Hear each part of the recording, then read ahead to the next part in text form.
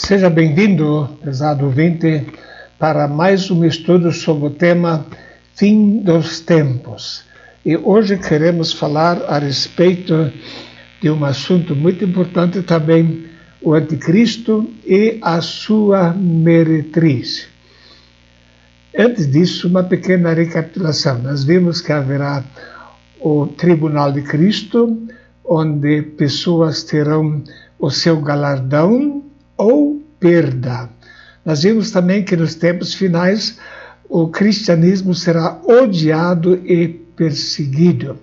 Nós vimos que está havendo preparativos para a eventual prisão e até a morte de muitas pessoas. E, além disso, está havendo uma movimentação religiosa no sentido de unificação de religiões para receber o Anticristo. Cristo tem a sua noiva, que é a igreja. Ele quer apresentar a si mesmo uma noiva pura, uma noiva consagrada, santa e sem defeito. O Anticristo é diferente. Vamos ver o texto de Efésios, 2 Coríntios 11, verso 2, porque estou zeloso de vós com zelo de Deus, porque vos tenho preparado para vos apresentar como uma virgem pura ao marido, a saber, a Cristo. Mas o Anticristo, ele não tem uma noiva virgem, mas ele tem uma meretriz que estará junto com ele no começo do seu reinado. E veio um dos 7 anjos que tinham as 7 taças e falou comigo, dizendo-me: vem mostrar-te aí a condenação da grande prostituta, que está sentada sobre as muitas águas, e com a qual fornicaram os reis da terra, e os que habitam na terra se embebedaram com o vinho da sua fornicação. Apocalipse 17, versos 1 e 2. A noiva de Cristo tem vestes brancas. O que vencer será vestido de vestes brancas, e de maneira nenhuma riscarei o seu nome do livro da vida, e confessarei o seu nome diante de meu Pai e diante dos seus santos anjos. A meretriz tem vestes de púrpura e escarlata, e a mulher estava vestida de púrpura e de escarlata, e adornada com ouro e pedras preciosas e pérolas, e tinha na sua mão um cálice de ouro cheio das abominações e da imundícia da sua fornicação. Apocalipse 17, verso 4. A noiva de Cristo é sóbria. Sede sóbrios e vigiai, porque o diabo, vosso adversário, anda em derredor, bramando como leão, buscando a quem possa tragar. 1 Pedro 5, verso 8. A meretriz é embriagada. E vi que a mulher estava embriagada do sangue dos santos e do sangue das testemunhas de Jesus, e vendo-a eu maravilhei-me com grande admiração. Apocalipse 17, verso 6.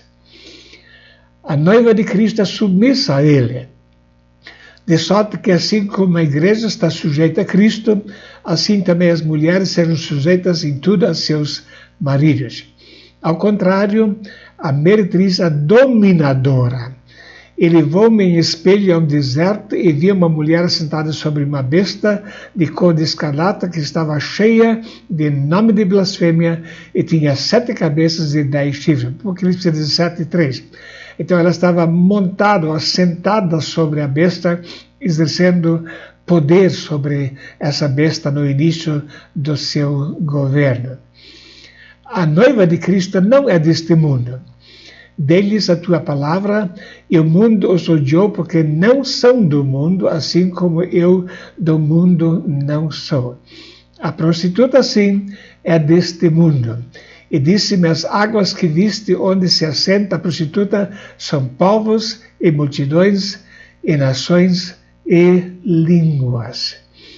Podemos identificar quem é essa grande prostituta? Temos alguns dados importantes no livro de Apocalipse que nos permitem tirar uma conclusão. Em primeiro lugar, pela sua localização. Aqui o sentido que tem sabedoria. As 7 cabeças são 7 montes sobre as quais a mulher está assentada. Apocalipse 17, verso 9. No tempo quando esse texto foi escrito, a cidade de Roma era conhecida também como 7 montes, onde havia 7 colinas especiais. E até a Enciclopédia Católica fala que João aqui está falando a respeito de Roma. Também podemos identificar pela cor. E a mulher estava vestida de púrpura e de escarlata, e adornada com ouro e pedras preciosas e pérolas, e tinha na sua mão um cálice de ouro cheio das abominações e da imundície da sua fornicação. Apocalipse 17, verso 4. Olhamos uma vez a respeito da vestimenta usada por cardeais dentro do Vaticano. Notamos aqui 2 cores, púrpura e escarlata. Na Igreja Católica, os bispos vestem-se de púrpura e os cardeais vestem-se de escarlata. E qualquer imagem das suas reuniões demonstra exatamente essas 2 cores nas quais a grande prostituta é identificada. E vi que a mulher estava embriagada do sangue dos santos. A história nos ajuda a identificar essa mulher. Do sangue dos santos e do sangue das testemunhas de Jesus, e vendo-a eu, maravilhei-me com grande admiração. João ficou muito admirado, porque não podia imaginar que aquilo que uma vez era a igreja cristã, a igreja de Cristo, iria se tornar opressora e perseguidora dos verdadeiros discípulos. E basta pensar um pouquinho na Grande Inquisição para saber quantas pessoas foram mortas. Isso nos traz de volta à Inquisição estabelecida em 1184, quando a poderosa Igreja Católica lançou a Contra-Reforma para punir os hereges, isto é, aqueles que não professaram a fé da Igreja Romana ou se opunham publicamente aos seus ensinamentos. As tristes consequências desses massacres não são mais um segredo para ninguém. Um pouco mais de 600 milhões de pessoas perderam a vida por causa de sua fé, que rejeitava os ensinamentos do romanismo. Então, hoje ainda há muitos quadros e muitos relatos históricos sobre a crueldade com que os verdadeiros cristãos estavam sendo perseguidos e massacrados. Podemos identificar essa prostituta também com a sua identificação com a religião do mistério da Babilônia. E na sua testa estava escrito o nome Mistério, a Grande Babilônia, a mãe das prostituições e abominações da terra. Apocalipse 17, verso 5. O que vem a ser essa religião do mistério? Quando olhamos na história, sabemos que lá na Babilônia havia adoração ao deus Dagão. E os sacerdotes, ou especialmente o Pontifex Maximus, usava uma mitra com o formato da cabeça de um peixe. Isto era a sua identificação na sua religião. Quando agora olhamos para os papas e cardeais, vemos a mesma mitra que era usada lá na religião do mistério. Temos aqui 2 gravuras que mostram isso. A mitra do sumo sacerdote no Velho Testamento era de pano de linho e tinha uma lâmina de ouro na qual estava escrito Santidade ao Senhor. E não tem nada a ver e não tem nada de parecido com a mitra usada pelos papas. Outra pista para ajudar-nos a resolver o mistério da moderna Babilônia pode ser vista no uso do palho que o Papa usa sobre os ombros. Os dicionários não abreviados definem-no como um paramento que era usado pelo clero pagão da Grécia e Roma antes da era cristã. Agora, olha aqui, o Papa usando o mesmo palio usado pela religião do mistério. O título Pontifex Maximus é uma outra característica que identifica o romanismo com a religião do mistério. O Papa é conhecido como Sumo Pontífice, quer dizer, grande consultor de pontes. De onde é que vem essa expressão? Não vem da Bíblia. E os papas nem sequer são engenheiros para projetar pontes. Em primeiro lugar, esse título foi usado por Nimrod e foi passando para Balsazar. Depois, também no Império Romano, Júlio César usou o título. E depois, Damásio usou o título. Era o ano de 63, quando Júlio César foi reconhecido oficialmente como Pontifex Maximus da religião de mistério, agora estabelecida em Roma, naquele tempo. No ano de 376, depois de Cristo, Graciano, por razões cristãs, recusou afirmando que este ofício era idólatra, blasfemo e anticristão. Ele não aceitou usar essa meta. Mas, em 378, Damásio, bispo de Roma, foi eleito Pontifex Maximus, o sumo sacerdote oficial dos mistérios, e a partir dali os papas vêm sendo chamados de Sumo Pontífice ou Pontifex Maximus. Isso é visto em muitas moedas, em muitos desenhos. Sempre de novo, Pontifex Maximus. Identificação da grande prostituta também pela blasfêmia atribuindo aos papas poderes de Deus. A besta era repleta de nomes de blasfêmia. Agora veja algumas publicações da Igreja Católica. O Papa é Deus. O Papa e Deus são a mesma coisa. Pio V. Depois ocupamos sobre a terra o lugar do Deus Todo-Poderoso. João Leão 23. O Papa não é apenas o representante de Jesus Cristo, mas ele é Jesus Cristo. Papa João II. Note que os papas estão atribuindo a si poderes ou como sendo o próprio Deus.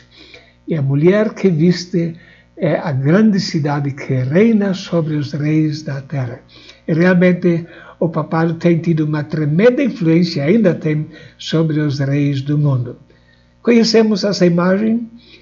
Os presidentes ou candidatos a presidente sistematicamente vão lá para receber a bênção do Papa. Conhecemos? Sem dúvida. Conhecemos? Sem dúvida. Domina sobre os reis da terra. Negações de doutrinas bíblicas pelo Papa Francisco. Ele afirma: a Igreja já não acredita em um inferno literal onde as pessoas sofrem. Essa doutrina é incompatível com o amor infinito de Deus. Deus não é um juiz, mas um amigo e um amante da humanidade. Deus nos procura não para condenar, mas para abraçar. Como a história de Adão e Eva, nós vemos o inferno como um artifício literário. Então ele nega aberta e publicamente a doutrina do inferno e a mesma coisa em relação à criação de Adão e Eva como sendo apenas um artifício literário. Negando a Bíblia, evidentemente, está abrindo portas para doutrinas falsas. A Bíblia diz, Mateus 25:41, então ele dirá aos que estiverem à sua esquerda, malditos, apartem-se de mim para o fogo eterno, preparado para o diabo e seus anjos. Vem a condenação. E a Bíblia nos mostra que devemos levar a sério a luta contra o pecado. E se a sua mão o fizer tropeçar, corte-a. É melhor entrar na vida mutilado do que, tendo as duas mãos, ir para o inferno, onde o fogo nunca se apaga e onde o seu verme não morre, e o fogo não se apaga. E se o teu pé o fizer tropeçar, corte-o. É melhor entrar na vida aleijado do que, tendo os dois pés, ser lançado no inferno, onde o seu verme não morre e o fogo não se apaga. O Papa diz: o inferno não é real. A Bíblia é muito clara, é tão real que seria melhor perder órgãos do corpo do que ir inteiro para esse sofrimento eterno. E se o seu olho o fizer tropeçar, arranque-o. É melhor entrar no reino de Deus com um só olho do que, tendo os dois olhos, ser lançado no inferno. O seu verme não morre e o fogo não se apaga. Mais uma vez, a Bíblia é muito enfática em enfatizar o sofrimento eterno. Em Apocalipse 21, verso 8, nós lemos: mas os covardes, os incrédulos, os depravados, os assassinos, os que cometem imoralidade sexual, os que praticam feitiçaria, os idólatras e todos os mentirosos, o lugar deles será no lago de fogo que arde com enxofre. Esta é a segunda morte. Sim, o inferno é real. O lago de fogo é uma realidade. E quem não estiver preparado para estar habitando com Deus na glória, irá, sem dúvida, para o castigo eterno. Deus é juiz justo, um Deus que se ira todos os dias. Se o homem não se converter, Deus afiará sua espada, já tem armado seu arco e está aparelhado. O Papa afirma que Deus não é um juiz, mas a Bíblia afirma: Deus é um juiz justo que se ira todos os dias. Deus é juiz, sim, com toda a certeza. O Papa afirma que a verdade não é absoluta ou imutável, mas a Bíblia ensina: passará o céu e a terra, mas as minhas palavras não passarão. A verdade é eterna, sim. O Papa afirma: todas as religiões são verdadeiras porque elas são verdadeiras nos corações de todos aqueles que acreditam nelas. Mas a Bíblia mostra muito claro que é necessário sair de movimentos que não pregam a palavra de Deus. Assim como vou já disse, agora de novo também vou digo: se alguém vos anunciar outro evangelho, além do que já recebestes, seja anátema. A Bíblia nos traz uma condenação para pessoas que estão trazendo outro evangelho além daquele que temos na palavra de Deus. O Papa afirma: Deus está mudando e evoluindo como nós somos, porque Deus habita em nós e em nossos corações. Quando espalhar o amor e bondade no mundo, nós reconheceremos a nossa divindade. Então, além de ensinar um Deus que está evoluindo, quer dizer, ele não é perfeito, ele está ensinando que o homem também é divino. Isso é pura doutrina do movimento Nova Era, que está preparando o mundo para o anticristo. Porque eu, o Senhor, não mudo, por isso vós, filhos de Jacó, não sois consumidos. Malaquias 3, verso 6. Deus não muda nunca. O catolicismo ensina: o Papa tem o poder de mudar os tempos, revogar leis e dispensar todas as coisas, até mesmo os preceitos de Cristo. E a Bíblia fala sobre o anticristo tendo a mesma afirmação: e proferirá palavras contra o Altíssimo, e destruirá o santo do Altíssimo, e cuidará em mudar os tempos e a lei. Daniel 7:5. E foi-lhe dada uma boca para proferir grandes coisas e blasfêmias, e deu-se-lhe poder para agir por 42 meses. E abriu a sua boca em blasfêmia contra Deus, para blasfemar o seu nome e do seu tabernáculo e dos que habitam no céu. Pessoas que estão participando do movimento a favor do anticristo estão literalmente lutando e blasfemando contra Deus. Podemos identificar a grande prostituta também pela sua prostituição ou ecumenismo com religiões pagãs. Papa Leão XIII, ele escreve: a Igreja Romana, mãe e mestra de todas as igrejas. Existem frequentemente encontros entre o Papa e líderes de grandes religiões, como que dizendo, nós todos adoramos o mesmo Deus, porém isso não é verdadeiro. Até chegou a ser impressa a Bíblia gay. Graça sobre graça. Quando eles então chegam a textos onde se condena a promiscuidade homossexual, eles colocam uma explicação distorcendo o que a Bíblia diz. Veja como fica o texto de Levítico 20, verso 13, a Bíblia comentada graça sobre graça. Da mesma forma, qualquer homem que se deitar com outro homem, como se esse fosse sua mulher, fizeram abominação. Ambos devem ser mortos e seu sangue cairá sobre a terra. Então vem a nota explicativa.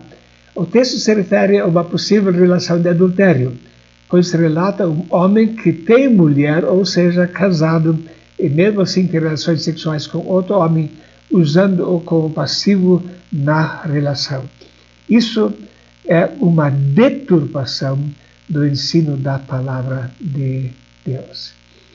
E a Bíblia ensina, eu vi outra voz do céu que dizia, sai dela, povo meu, para que não sejas participante dos seus pecados e para que não incorras nas suas pragas. Apocalipse 18, 4. Não devemos participar desse ecumenismo perverso que pretende unificar todas as religiões. O segundo Fórum Interreligioso por uma Cultura de Paz e Liberdade de Crença fez um mapeamento de cerca de 80 correntes religiosas com representações do Adventismo, Budismo, Hinduísmo, Catolicismo Romano, Catolicismo Ortodoxo, Igreja Episcopal Anglicana do Brasil, Igreja Anglicana, Espiritismo, Igreja Messiânica Mundial, Islamismo, Judaísmo, religiões afrodescendentes, Nagôs, Yeges, Bantus, Igreja Batista, Metodista, Congregação Cristã do Brasil, Assembleia de Deus, Igreja do Evangelho Quadrangular, Igreja Brasil para Cristo, Igreja Pentecostal, Deus é Amor, Comunidade Evangélica Sara Nossa Terra, Igreja Internacional da Graça de Deus, Igreja Universal do Reino de Deus, Renascer em Cristo, Xamanismo, Movimento Hare Krishna, Santo Daime, Seishonoye, Taoísmo, Shintoísmo, Luteranismo, entre outras. As tradições indígenas foram representadas pelo Conselho Estadual dos Povos Indígenas. Isso não significa que todas essas religiões estejam diretamente apoiando o anticristo, mas estão participando de movimentos que têm essa finalidade de promover o anticristo. O Cristo que eles pregam não é o Cristo da Bíblia. Eles ensinam que espíritos cósmicos divulgam as suas doutrinas. Sabemos pela Bíblia que os espíritos cósmicos são as hostes espirituais da maldade nas regiões celestiais. Cristo ama a igreja e vai celebrar a união com ela. Regozijemo-nos e alegremo-nos e demos-lhe glória, porque vindas são as bodas do Cordeiro e já a sua esposa se aprontou. E foi-lhe dado que se vestisse de linho fino, puro e resplandecente, porque o linho fino são as justiças dos santos. Então nós somos a igreja amada de Cristo que está nos esperando. A besta não ama a prostituta, mas vai destruir a prostituta. E os 10 chifres que viste na besta são os que odiarão a prostituta e a colocarão desolada e nua, e comerão a sua carne e a queimarão no fogo. Primeiro usa, depois destrói. Essa é a tática do inimigo. Quem se recusar a ser noiva de Cristo se tornará a meretriz do anticristo e será destruído pelo mesmo. Prezado amigo, a questão da fé cristã é uma questão muito, muito séria. Não podemos nos envolver com doutrinas que contradizem os ensinos da palavra de Deus. Todo aquele que prevarica e não persevera na doutrina de Cristo não tem a Deus. Quem persevera na doutrina de Cristo, esse tem tanto pai como filho. Se alguém vem ter convosco e não traz essa doutrina, não o recebais em casa, nem tampouco saudeis, porque quem o saúda tem parte nas suas más obras. 2 João capítulo 1, versos 9 até 11. No próximo estudo, queremos falar sobre um outro tema que é muito debatido na internet, a questão do sinal da besta.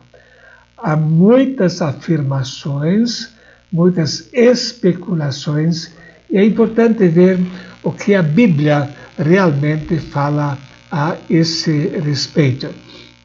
Vamos então continuar estudando a palavra de Deus e verificando o que ela ensina. Muito obrigado pela sua atenção e que Deus abençoe ricamente na meditação sobre a sua palavra. Amém.